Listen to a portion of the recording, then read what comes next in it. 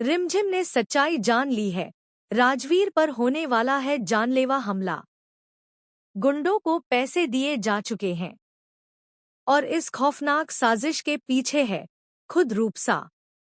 रिमझिम सच बताने जा रही है समीर को, लेकिन जैसे ही वो सच्चाई सामने आएगी, समीर का गुस्सा काबू से बाहर हो जाएगा और खतरे को रोकने के बजाय उसका गुस्सा टूट पड़ेगा रिमझिम पर ही। उधर प्रेम बासा लेती है अपनी जिंदगी का सबसे बड़ा फैसला। कांपते होठों और नम आंखों के साथ सबके सामने कह देती है, मैं फिर से खुश होना चाहती हूँ। मैं अपनी जिंदगी में फिर से रंग चाहती हूँ। पूरा राजमहल सन्न रह जाता है। राजमाता के पैरों तले जमीन खिसक जाती है। एक विधवा की दूसरी शादी राजघराने की इस मिट्टी में मिल जाएगी। रूपसा साफ विरोध में खड़ी हो जाती है। ये हमारे परिवार की गरिमा का अपमान है। लेकिन तभी रिमझिम ढाल बनकर सामने आती है। समाज क्या कहेगा, ये दिल की खुशी से ज्यादा अहम नहीं। प्रेम बासा ने बहुत सहा है। उसे अपनी जिंदगी फिर से बसाने का पूरा हक है। समीर रिमझिम को एक तरफ ले जाकर चेतावनी देता है, ये सिर्फ शादी नहीं है, ये जनता के भरोसे का सवाल है।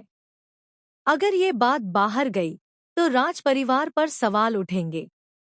रिमझिम उसकी आंखों में आंखें डालकर बेखौफ जवाब देती है, जो समाज किसी की खुशी के साथ खड़ा न हो, उस समाज से डरने की जरूरत नहीं। मैं हर कदम पर प्रेम बासा के साथ खड़ी रहूंगी। प्रेम बासा की आंखों में आंसू और उम्मीद एक साथ चमक उठते हैं। रिमझिम उसका हाथ थाम लेती है। आगे बढ़ो। दुनिया कुछ भी कहे, रिमझिम तुम्हारे साथ है। और तभी सबसे बड़ा झटका। राजसा अचानक राज दरबार में प्रवेश करता है।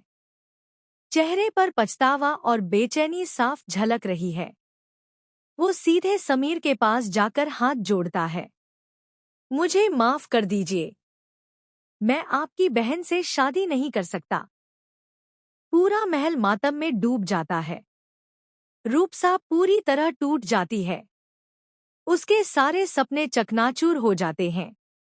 रिमझिम आगे बढ़कर राजसा से सवाल करती है, आखिरी वक्त पर यह रिश्ता तोड़ने की वजह क्या है? प्रेम बासा की भावनाओं का क्या?